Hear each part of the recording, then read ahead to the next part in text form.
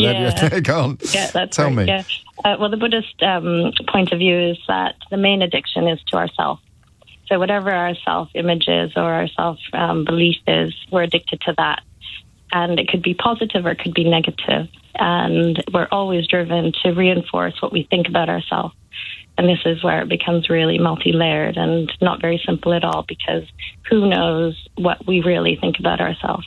And this starts to develop as we become adults, and that feeling of I'm a bad person or I have to be the best person can be the driving factor, but it could be other things as well. So if you start to hate yourself because of the amount of time you're spending on social media, you are addicted.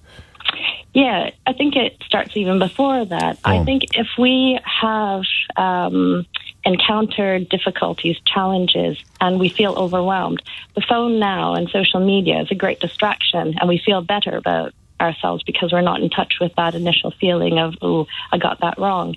Look at this reel or look at this short. Oh, that's fun. Oh, that's interesting. And then who knows how many hours could go by. But I do work with clients who spend a lot of time on their phone, and then they end up feeling really bad about themselves because they neglected other important things that, they could have done in that time. So it's almost like a double whammy of suffering on top of suffering and a vicious cycle in a way. So most people listening to this who have got a problem, who are addicted, would probably know.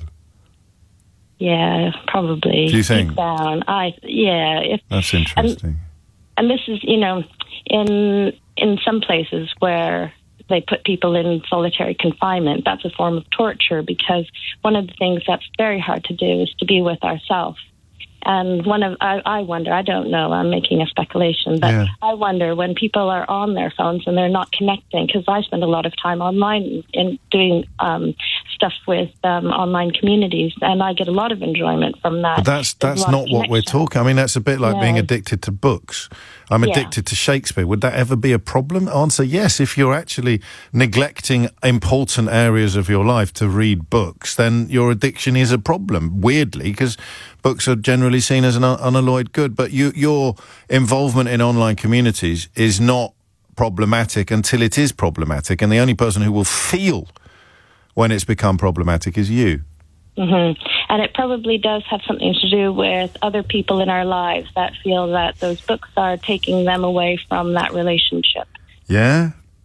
Well then, oh good Lord, because that's another dimension now, isn't it? In that sometimes your life might be so unbearable that you relish the distraction that then becomes addictive, but the distraction might still be preferable to the reality for you. So the more traumatized or horrible your life is, the more susceptible you become to the addiction, perhaps. Yeah, that's the question, I suppose, is what we're examining. Can you tell?